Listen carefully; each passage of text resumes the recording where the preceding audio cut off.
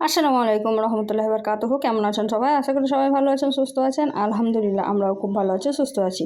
সোনালী রান্নাঘর with village food চ্যানেলে আপনাদের প্রত্যেকে স্বাগত জানাই। আজকে আমি তৈরি করেছিলাম ভাপা পিঠা রেসিপি, তবুও সুজি দিয়ে আর নারকেলের পুর ভরে। তো চলুন আজকে রেসিপিটা দেখে নেওয়া যাক। তো রেসিপিটা তৈরি করার জন্য একটা বাটি নিয়ে নিয়েছি, আর এখানে আমি 1.5 কাপ সুজি নিয়ে নিয়েছি।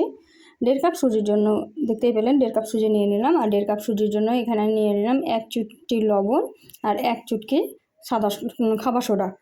আর এদিকে দিয়ে দিয়েছি আমি 2 চামচ পরিমাণে চিনি, আপনারা কম বেশি করে নিতে পারেন। তারপরে এখানে আমি 300 মতন দুধ একসঙ্গে সব দিয়ে দিয়েছি, কারণ এটা কিন্তু রেস্টে রাখতে হবে, সুজি যেহেতু তো ফুলে যাবে। ফুলে যাওয়ার পরে দেখবেন অনেক বেশি হয়ে যাবে, তো তার জন্য কিন্তু দুধটা টেনে নেবে। তো আমি কিন্তু দুধটা দিয়ে ভালোভাবে নাড়াচাড়া করে এটাকে রেস্টে রেখেছিলাম 2 ঘন্টার মতো। আপনারা যদি আধ ঘন্টার মতো রেখে দেন তাহলেও হবে। তারপরে এদিকে আমি ক্যারামেলটা তৈরি করে নিয়েছিলাম নারকেলের পুরটা রেডি করার জন্য। তো মোটামুটি ক্যারামেল তৈরি করতে সবাই পারে, তার জন্য খুব তাড়াতাড়ির মধ্যে দেখিয়ে দিয়েছি। তো এই তো ক্যারামেলটা আমার একদম কালার চেঞ্জ হয়ে গেছে, যাতে দেখতে সুন্দর লাগে। তার জন্য আপনারা চাইলে কিন্তু গুড় দিয়েও তৈরি করে নিতে পারেন। তারপরে আমি নারকেল কুড়িয়ে রেখেছিলাম, সেই নারকেলটা দিয়ে ভালোভাবে নাড়াচাড়া করে মিক্সড করে নিয়েছি।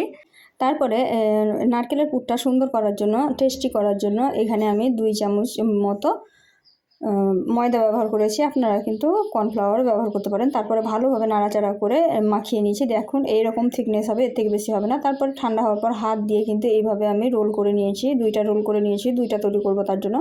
আর এদিকে ব্যাটারটা দেখুন কতটা ফুলে গেছে, আর আমি একটু জল দিয়েছিলাম, দিয়ে পাতলা করে দিয়েছি। এরকম থিকনেস হবে, দেখে বুঝে নিতে হবে কিন্তু। তারপরে গ্লাসের মধ্যে আমি একটু সাদা তেল ব্রাশ করে দিয়েছিলাম। তারপরে ব্যাটারটা দিয়ে মধ্যেখানে সেই রোলটা, নারকেলের পুরের রোলটা দিয়ে দিয়েছি, দেখেই বুঝে নিতে হবে।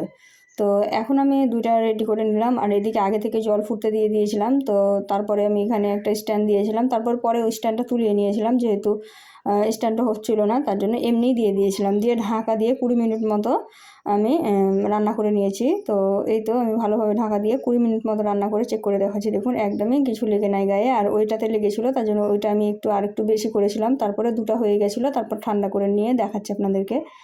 তো এই তো 20 মিনিট পরে কিন্তু এটা সুন্দরভাবে হয়ে গেছিলো। আর এটাকে এখন আমি বার করে নিচ্ছি। দেখুন একটু ঝাঁকার দিলে বেরিয়ে আসছে, একদম সহজভাবে বেরিয়ে চলে এলো। আর এটা আমি আপনাদেরকে কেটে দেখাচ্ছি, দেখুন। তো এই তো দেখুন কেটে কেটে দেখাচ্ছি। আর এই ক্যামেরাটা কিন্তু আমার ছোট মেয়েটা ধরেছিল, মুস্কান। ওর 3 বছর বয়স। তো ও ঠিকভাবে ধরতে পারে না, তো ওর পা দেখা যাচ্ছে, দেখুন দেখলেই বুঝতে পারবেন। তো ওকেই আমি ধরতে দিয়েছিলাম, যেহেতু আমার ক্যামেরা স্ট্যান্ড নেই আর আমাকে কেটে দেখাতে হবে, তার জন্য আমি ওকে ধরতে দিয়েছিলাম। তার জন্য যদি ক্যামেরাতে কোনো রকম গন্ডগোল হয় মাফ করে দেবেন।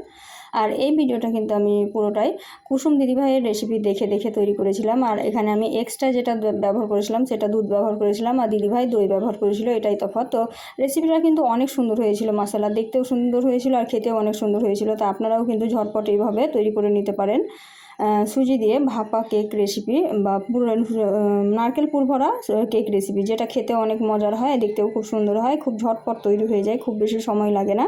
রেসিপিটি যদি ভালো লেগে থাকে অবশ্যই একটা লাইক, শেয়ার, কমেন্ট করে দেবেন। আর এই ধরনের আরও নিত্য নতুন রেসিপি পাওয়ার জন্য আমার চ্যানেলটিকে সাবস্ক্রাইব করে দেবেন। পাশে থাকা বেল আইকনটিকে প্রেস করতে একদমই ভুলবেন না। আর আজকের রেসিপিটা এই পর্যন্ত। দেখা হবে এই ধরনেরই আরও নিত্য নতুন রেসিপি নিয়ে পরবর্তী ভিডিওতে। তো ততক্ষণ সবাই ভালো থাকবেন, সুস্থ থাকবেন, আর আমার জন্য একটু দোয়া করবেন। খোদা হাফিজ।